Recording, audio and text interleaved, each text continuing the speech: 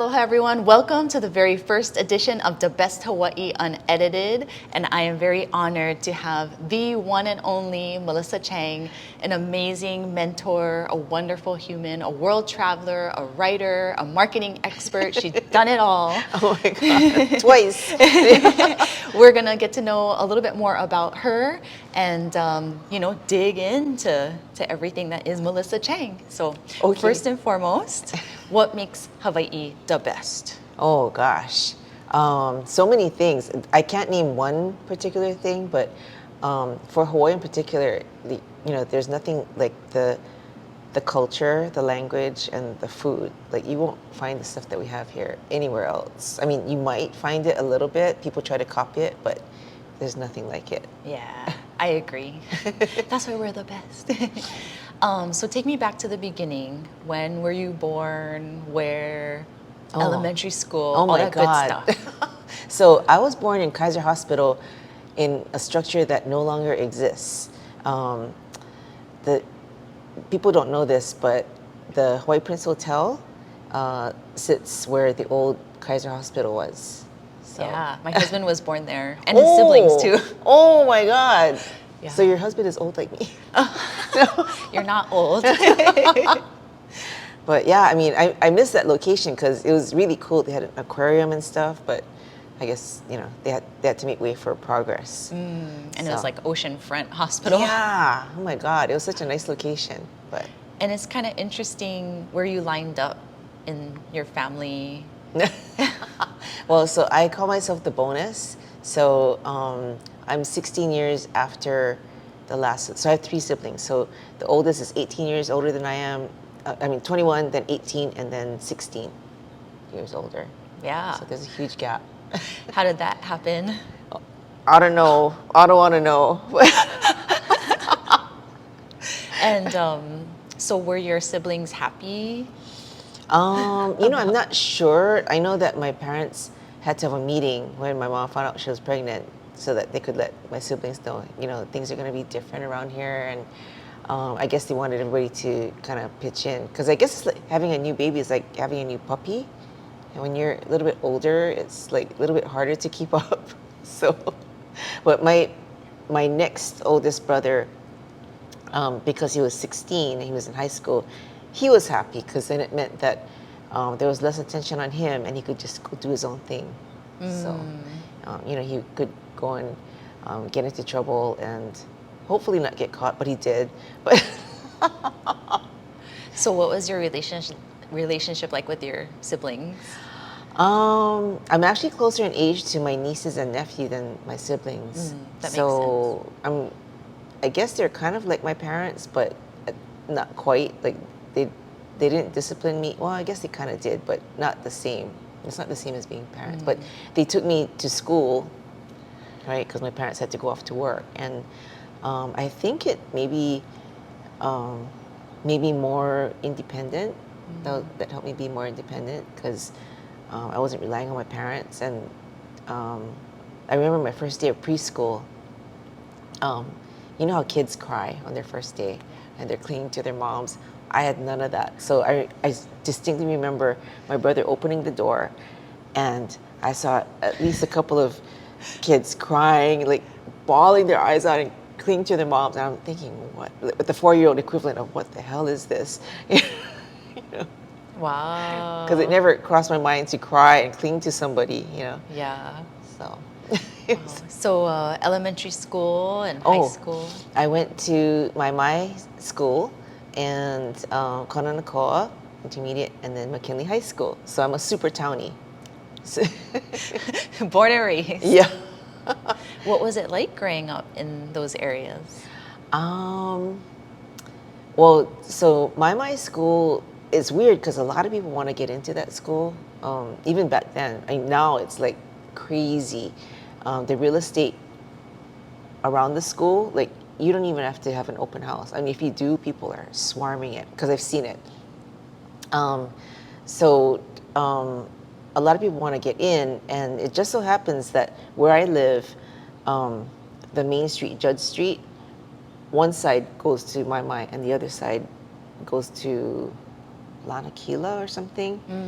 Wow. Yeah. So Right there. yeah, right in the middle of the street. So, but it was really more convenient for my mom to have me go to my because I had to walk to my grandmother's house after school because my mom was working, right? So, so we used my grandmother's address as a district thing. Gotcha. Yeah. And I also want to point out, your mom was like 41 or something when she had you? Yeah, 40, 41, 42. Yeah, so that's actually not, like in this day and age, it's not that unusual. Yeah, that's true. These days. Yeah. But maybe perhaps back then it was a little bit of a... Yeah, I mean, I have quite a few friends who are kind of in the same situation. Maybe we just kind of gravitated toward each other, but yeah, it felt kind of weird. Like people would be like, "Oh, is that your grandma?" You know. Aw. And so what kind of things were you interested in school? Oh, I remember I wasn't very athletic. I still am not very athletic, but I think schools place a lot of value on kids who are coordinated and athletic. So that was kind of hard. But I don't know, what else was I into? I guess once I got into high school, I realized that I was pretty good at writing. Like I could do it really fast. So a lot of times my my papers that were due, I just whip it up at the last minute and get a good grade. Wow. Any other kind of extracurricular clubs? I was a hyperachiever. Yeah. I want to hear all about it. So one of my friends, and I never thought about it, and I don't think this is why I was a hyperachiever, because my siblings were too. But one of my friends, you know, on your high school yearbook, the senior year, it lists everything that you were involved in for all those years. So my friend was like, we need to have like a whole paragraph under our names. Yeah. You know, when we graduate. And I was like, oh yeah, that's a good idea. So we got involved in everything. I was in band, I ran track and cross country. What else did I do? Q&Ats. I was the junior prom favors chairman. Oh my God. Like, oh, and then I ran for Senate. For some reason, all of a sudden 10 Senate seats opened up. Our school was huge. McKinley back then was huge. Our student body was like 2,000. Wow. So 10 Senate seats opened up, and so there was this mad rush to get those seats. And I thought, oh, I want one of those seats. I never wanted to be in the leadership positions, like student body president or whatever. But I thought, okay, Senate is a safe thing. So, but I didn't get in because everybody was running for it, right? So it just kind of diluted the votes. Oh. But after I didn't get in, then one of my friends who was in charge of student services, she appointed me, like I was an appointment, a political appointment, to be in charge of the school IDs. Oh. So that was fun because then you get to know everybody who comes through. Yeah, that's really cool. Yeah. Awesome. I'm trying to think, what else did we do? Oh my God. Photography club, which wasn't really, it was kind of a bogus club. We just hung out in Mr. Sakata's classroom. But did you learn how to develop film? Yes, we did. Back when we developed film. Yup. But, and then I participated in 2 class plays, but very minor roles. So. I always think it's interesting to hear, you know, back in the day what people did, because it kind of lays the groundwork for where you end up. Yeah, I think so. And I think it really helps if you're involved in school activities. Like, I think the people who had nothing under their name, I don't know where they are. And I don't think they come to our reunions. So. That's very telling. Yeah. And so after graduation, what was your plan? What did you want to be? So while I was in high school, because of the writing thing, I thought, oh, and then one of my best friends was an artist, and we went to a career fair, and I think someone was there with a career in advertising, and I told her, oh, that would be fun. Like, we got into advertising. You did the art, and I did the copywriting. That kind of thing. So I thought, okay, maybe I'll be like Mad Men, like. And back then, the show Mad Men wasn't around, but when the show came out, I was like, oh my God, that's what I thought my life would be like. That's so cool. So, but I went to UH, and there's no advertising major. So the counselor told me, well, why don't you get into journalism, and then you can pick one of 3 focuses. There's print, broadcast, or PR, and then pick PR, and then you can get a job in an agency and get in that way. I was like, oh, okay, so that's what I did. So she told you to pick PR. Yeah. Would you have picked something else if she didn't encourage you? No. Because I wanted to get into an ad agency, so that seemed like I didn't even know what PR was. So I was like, okay, let's just do that.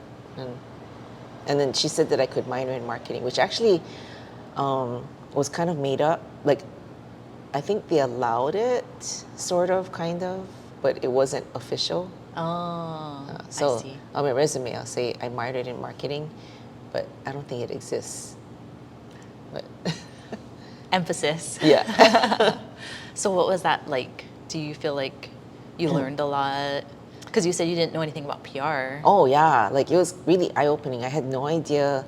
Like you learn from scratch. Like you learn how to write a press release, how to create an event and publicize it, and a lot of the basics. Like there's history that you got to learn.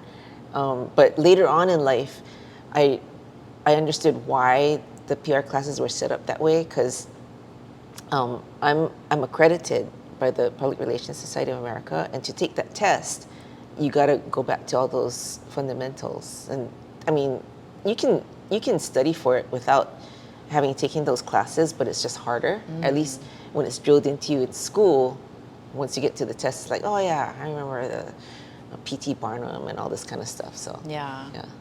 Wow. And then you're also involved in sorority. Yes, that was actually a huge part of my life. That was another thing. I got into it like a skeptic, because 2 of my friends were in it already, so they got me in. So that's how it starts, right? Your friends are in it, and then during rushing season, they bring their friends in, and then you have to pledge, just like how they show it on TV. And I was just like, sorority, because there's this stereotype, right, of sorority girls, and those sorority girls do exist. I didn't join that sorority, but what struck me was they were saying, it's something that you can use for networking later on, and I thought, oh yeah, that's what I want. That's why I joined, because I thought, okay, I need to prepare for when I graduate from college, and I want this networking thing, and who knows, right? I need the connections. So I did that, and I got really into it. Like once I started pledging, I was like really into it. So which one did you join, and why that particular one? Well, there was the only one that invited me, but but it was called Phi Sigma Rho, and there's one on the main. It's a network on the mainland, but we're not associated with that. All the Hawaii ones are not associated with the mainland branches. But I mean, it was the right choice, because all of the clubs or sororities and the fraternities have their own culture. So there's one where all the girls run for cherry blossom, and there's another one where the girls are known to be super pretty and kind of fake, and then there's another one where the girls are pretty but more smart, like not partiers. And then the one that I joined, they were kind of like the bigger partiers. Oh my gosh. Okay. Partiers. Yeah, and their emphasis was well, career. They tend to be known as the more down to earth girls, so that was good. I mean, you could kind of tell, like the fake ones versus ours is kind of like when I explained it to my pledge sisters when we were going through it, they were just like, ha ha ha, you're just making things up. And then one day we saw the girls from this other story, and they're like, hi. And my friend Kelly was like, oh God, you know. So, was it the relationships that you made in your sorority sisterhood that helped you along the way, or was it just the experience? Yeah, it definitely helped.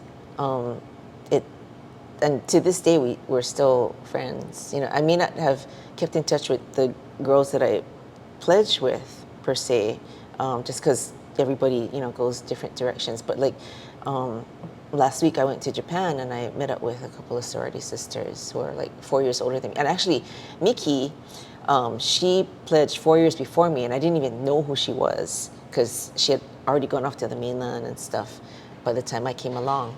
And but just by having that sorority connection, and one night I sat next to her at dinner and we just started talking. We just instantly connected. So I was thinking that perhaps maybe because you didn't have siblings closer to your age, that maybe the sisterhood of the sorority kind of made you feel that community. that's what I thought would happen. I mean, I guess it kind of did, kind of sorta. I refer to them as my sisters, but I don't feel the same family bond. But yeah, I mean, it's something. Partially. Yeah, partially. Yeah. And so tell me what happened after college. So I graduated with a degree in journalism and marketing, and I wanted to get into PR. And at that time, jobs are tight. Like, it wasn't like how it is now. It was really hard to get a job, especially in PR, especially in an agency. And I sent my resume everywhere. And there was one place, and they know because I've told them this. I sent them my resume once, and I got 2 rejection letters from them. Oh. Sorry, Striker Weiner, but that's interesting. Yeah, But it's funny that you remember it. Yeah. Oh, I remember You'll all never the forget. rejection. Same. I used to have a list of the places I never got hired at. Yeah. Actually, I kept the rejection letters for a while, because then after I won my first award, then I just kind of flipped through all the letters, and I was like, ha ha ha. It's kind of motivation. Yeah, definitely. So, yeah, what happened after that?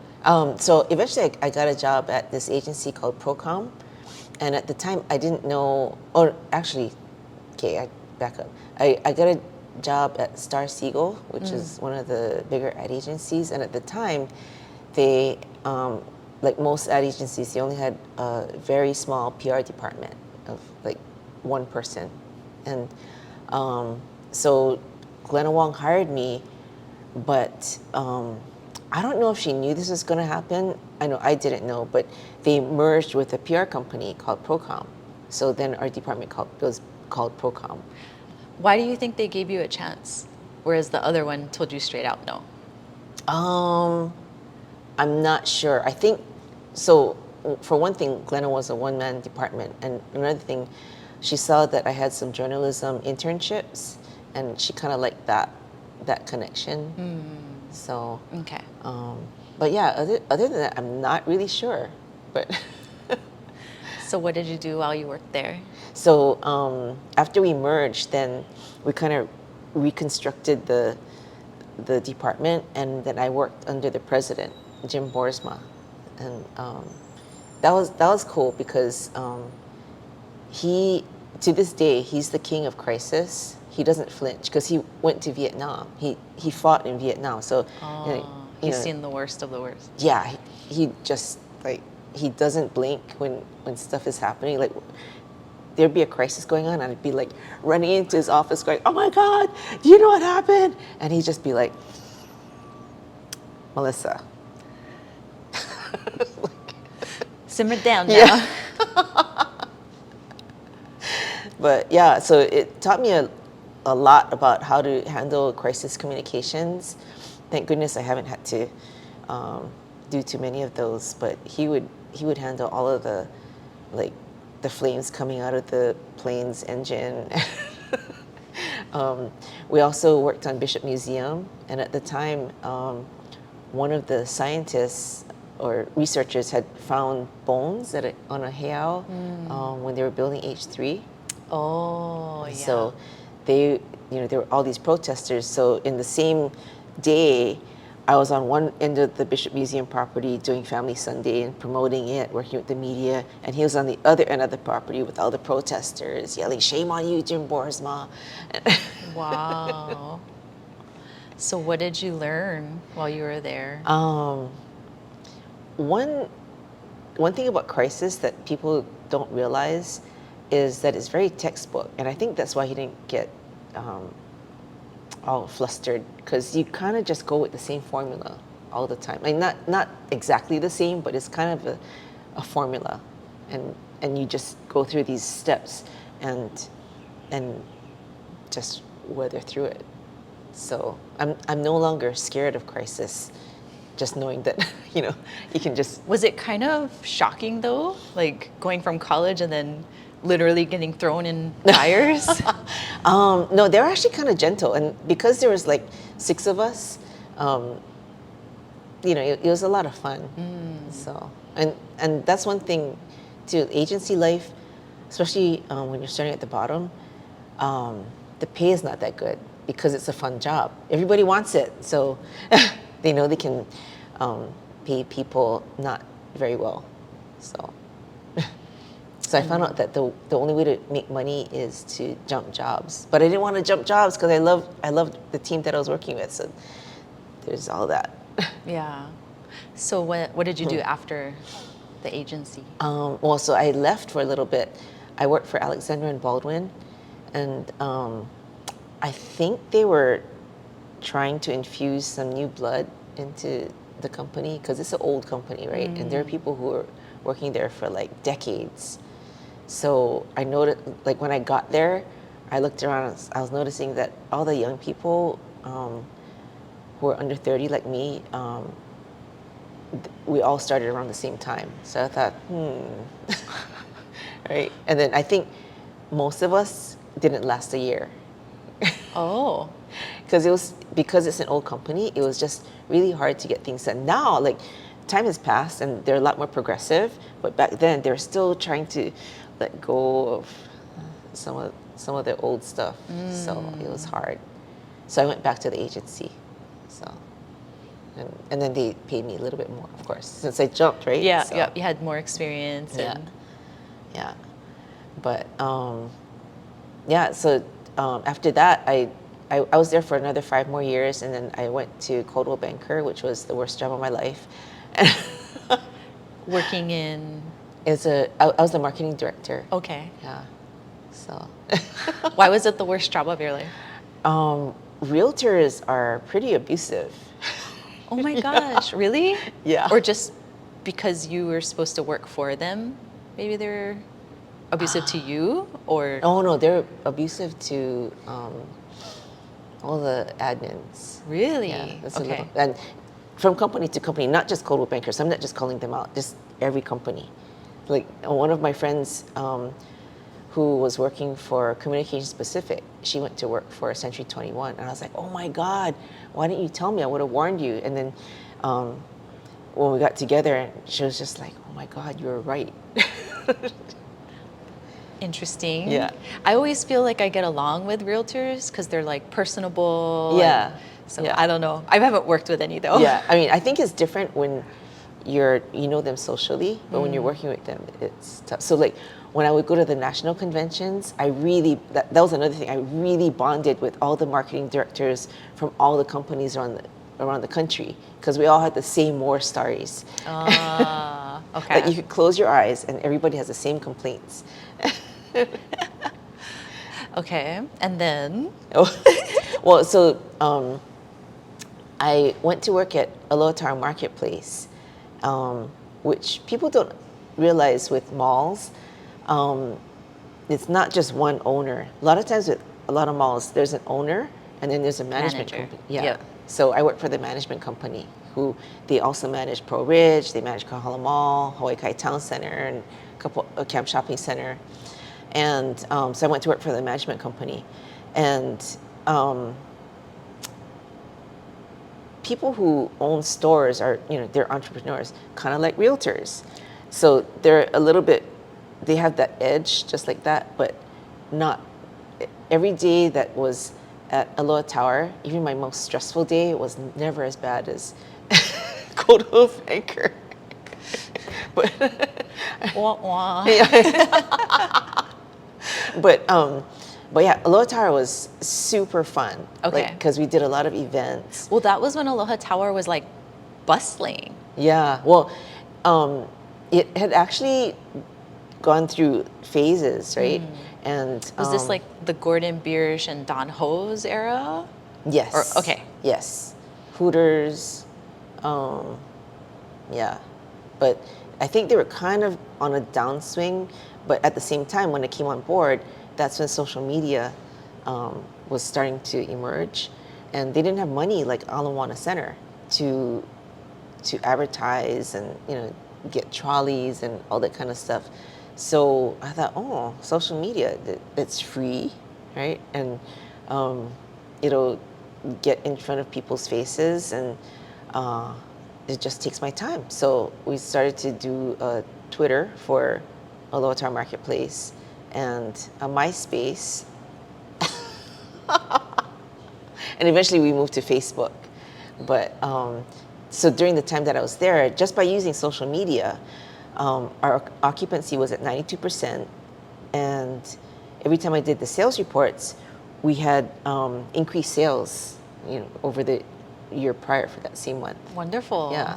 So were you familiar with computers and like were you tech savvy? yeah, and I think it's a myth that you have to be tech savvy to know social media. It's really a marketing tool. And there's no program. Well, I think I take it back. Nowadays, you got to be a little bit tech savvy because Meta is like crazy. But for the most part, you just have to know marketing and know how to use it to your advantage. So, and I'd already been doing, ancient forms of social media before. Like, there used to be bulletin boards and chat room. Well, I didn't really go in chat rooms that much, but I checked it out just to see what people were talking about. Yeah, how to use it and stuff. But yeah. So Twitter was just like a modern day bulletin board, except more active and the messages moved faster. So I felt like it was like networking on steroids. You have your real life networking, and then you do your social media networking, and somehow it just gets things bigger, faster. Exactly. Yeah. So then how did you evolve from being marketing director at Aloha Tower Marketplace? Oh, so at the end of 2009, 2008, 2009, the owner changed management companies. So we all lost our jobs. We could transfer people out to different malls if they didn't already have, or if they had an opening or whatever. But marketing director, there's only one at each mall, so there wasn't any room for me. But Pro Ridge was like, oh, we want the social media that Aloha Tower had. So I was like, okay, so they became my first client. So, Oh, smart. yeah. And then it just kind of snowballed from there. So, I guess the rest is history. What would you say if people say you're like a trailblazer in the social media or digital marketing industry? I feel uncomfortable with that because I was actually quote unquote late to the game. Like by the time I got on Twitter, it had already been going for like 2 years. It was still in the emergence phase, but I was kind of late to it. So I was like, oh my God, how am I going to catch up to all the other people? I disagree, but just because you didn't adopt a platform as a user, but I think you definitely were amongst, being at the forefront of integrating it into marketing. Yeah. So, yeah. It took a village though, for sure. Yeah. Because I think, I was tweeting from myself about Aloha Tower, and then, do you know Blaine Fergustrom? No. ZZ Type? No. He was one of my mentors at the ad agency. Okay. He was one of the early adopters of Twitter. He's like, why don't you create on for Aloha Tower so that we don't have to see your tweets about it? And I was like, Oh. Interesting. How do you feel about Twitter being called X now and the direction it's heading in? Well, yeah, it was really sad. I deleted the app off my phone. I didn't delete my account because I don't want people to scoop up my name and impersonate me. But yeah, I was so sad. I felt like I owed a lot to the platform for my career. But yeah, that's so sad. I switched to Blue Sky. Have you done Blue Sky? No. And only because I'm not super active on Blue Sky, but it's kind of like a refugee camp for old Twitter users who don't like X. And I did it also because there were some people who were only on Twitter. There's this one guy, Dapper Diner in San Francisco, and he's also like a food writer too. I love that name. Yeah, because he always dresses up. He wears a Bow tie. When he goes to eat. And he never got an Instagram. He has no desire. He is like staunchly like, no, just Twitter. So then he deleted the app as well, and then he went to Blue Sky. So I go there to keep in touch with him. Oh, okay. And so where are you now in terms of work? Well, so I was with Park Rat, that's his screen name, Rasumita, for like 15 years. He was my business partner in the social media business. And we just decided to kind of separate, and because we just had different goals. We're still friends. We still support each other. I still try to feed him work where I can, and he tries to give me exclusives on some of the clients that he works on. But I work for one of our employees, actually. So I work at Crystal Clear Communications. So I'm still doing social media, but Crystal Clear is mainly a PR firm. And since I have all that PR background, it's kind of good for her because then she can kind of lean on me if she needs PR help. And she hasn't had to do that too much. But then I can also lean on them for social media help. Awesome. Yeah. And then you do a bunch of other things as well. So I blog for Frolic, and for those of you unfamiliar, it's a website about food. It used to be about lifestyle, which I miss, but we discover all the new food places. Yeah. And then, like you, I am an occasional co-host on Dokuga TV. Yeah. Which is fun, right? We get to travel. But you get to go to a lot of exotic places, right? Well, do you know the story why I don't go to Japan? No. Oh.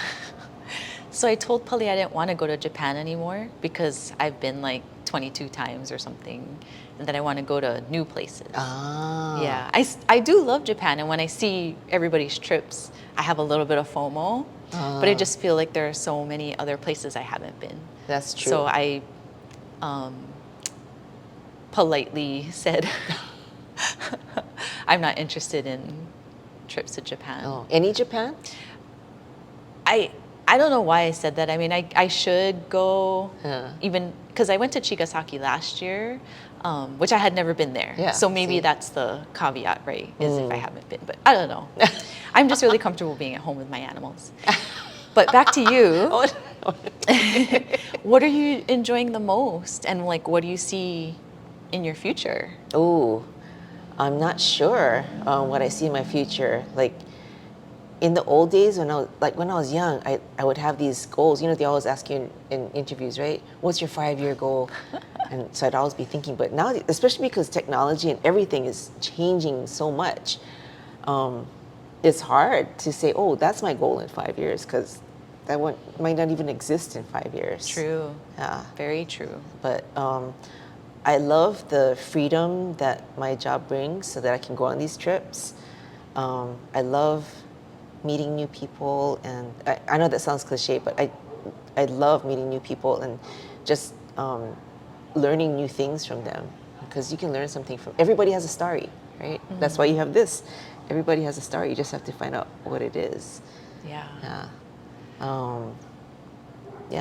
And my fantasy is to buy a cheap house in Japan. Totally. You're Chinese, but you love Japan. Yeah, well, I mean, because I took Japanese in high school, so the language is pretty easy. I'm not fluent or anything, but Chinese is really hard. I can only say 没有朋友, which means I have no friends. And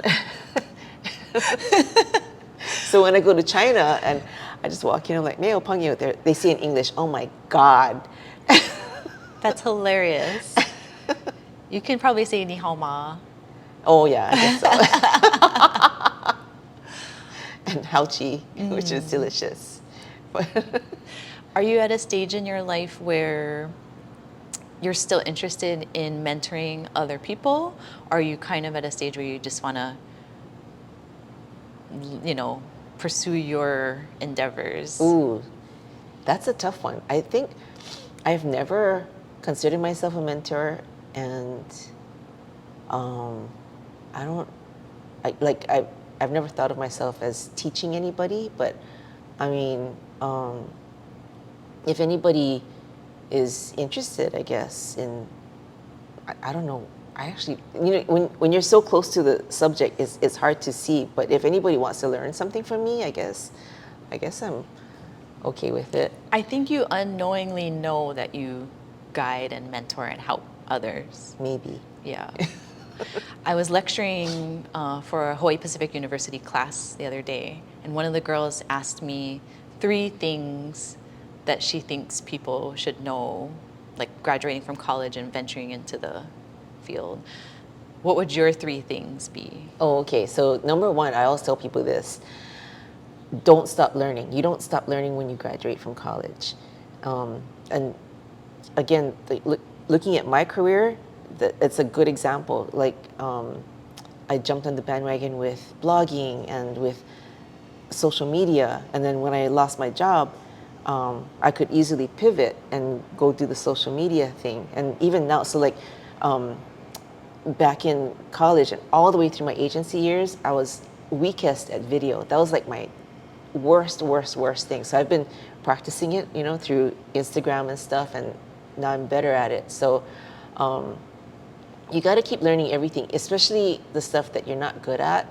I mean, I'm never going to be good at golf, so whatever. But career-wise, you should always practice everything. Try to learn as much as you can. Jump on the new trends, so that you never know. I mean, it's kind of a bummer if you do lose your job, but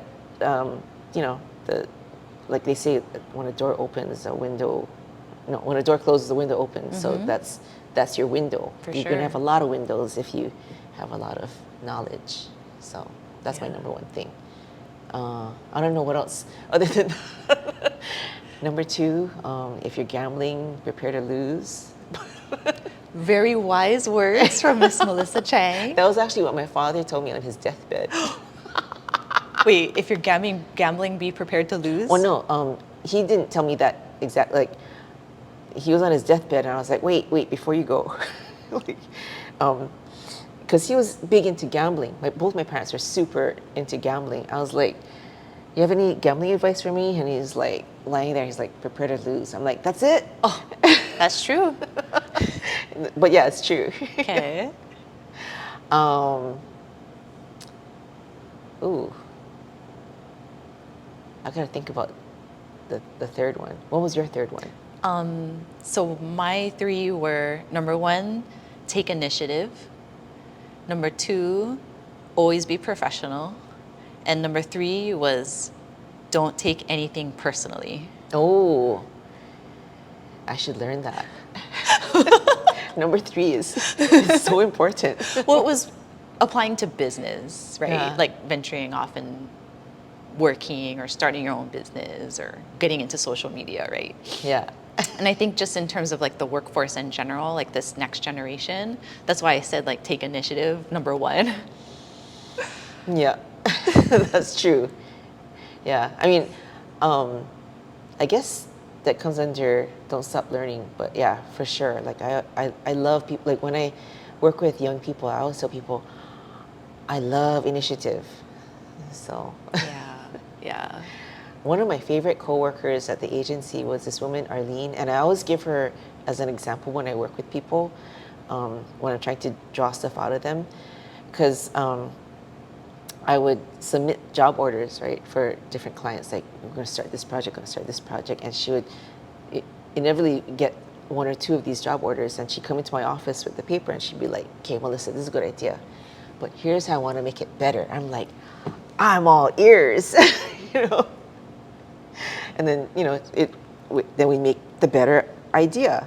Wow. You know, and it was always so fun to collaborate with her, because she'd have these ideas to make it better. You know, she wasn't just an order taker. So That's cool. Those impressions. yeah. Do you have any mentors or any people that you looked up to, or? So Blaine Ferguson was one. He was, I call him one of the forefathers of of technology here in Hawaii. He was actually the guy who built the Star Bulletin website. Yeah. So he taught me a lot about digital layouts and stuff. So, and to this day, I feel like he's still kind of a mentor, although he's retired and he's just flitting around. He looks semi-homeless because he just lets his facial hair grow out or whatever. Hopefully he's not watching. Yeah. No, he knows. Another one was Craig Miyamoto, and my old boss, Jim Boersma, for PR. It's all men. Yeah, I mean, I don't mean it to be that way. I'm trying to think if there's women in the industry who mentored me.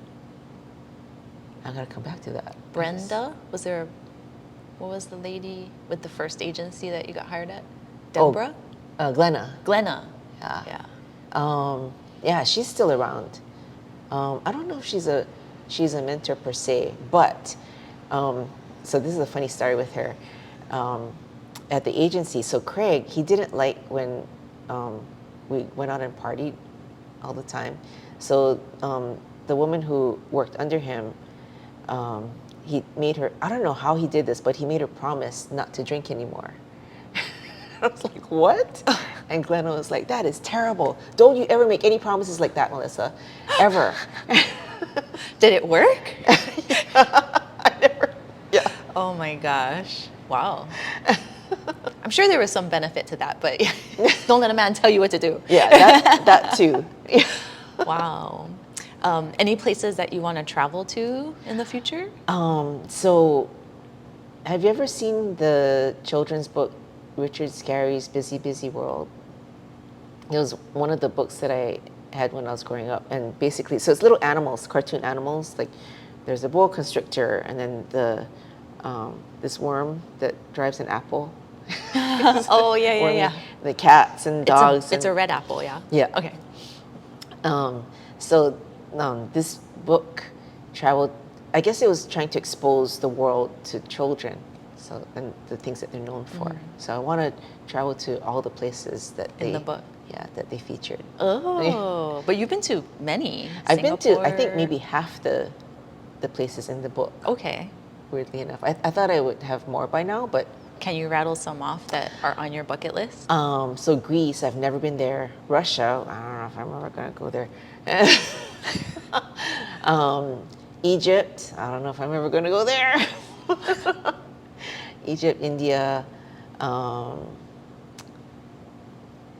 yeah, those are the top. Oh, I've never been to Norway. I've been to all over Europe, but not Norway. And like I've been close, like I've planned these trips and then something else comes up. So hopefully get to there in Sweden. Wonderful. Yeah. Well, yay. I feel like your depth and your character and all your experience, like nobody really know, or not nobody, but you know, it's kind of rare for people to know the background. So I appreciate you taking the time to join me and share and inspire other people. Thanks for having me. Thank you. Because you definitely and certainly inspire me and have helped me. Aw. So, yeah. Oh. Well, I know one of your favorite things is eating, and we're actually here at Arden Waikiki, and you've had dinner here before, Yes, right? so I love Amanda and Makoto. Even before they started working here, I tried their food. Yeah. And they're just so talented. So it doesn't matter where they are, you know, they always do a good job. They do, Yeah. yeah. Really delicious, innovative cuisine. And it's on the outskirts of Waikiki, closer to the fountain of Kapiolani Park. So, you know, it's not that hard to get in, to get here. And they have dinner. And it's definitely a great date night or a spot to have happy hour or cocktails and just get away. It's a really They have wonderful happy hour? place. Yeah. Oh. Yes. I don't know that. So thank you to Arden. Come check it out. Any last parting words, Melissa Chang? Make sure you subscribe to The Best Hawaii. And follow you. Yeah. Oh yes, follow me, Melissa808. I'm on Instagram, Blue Sky, not X. And Facebook. Facebook, yes. And that's it, I Yeah. think. And your content is a mix of. It's more lifestyle, so mostly food, just because I have to do it for the blog. But in the old days, it was more lifestyle. So I would go to fashion shows and the travel stuff and some culture. So hopefully I can expand that more again once the algorithm gets fixed. I love you long time. Love you too.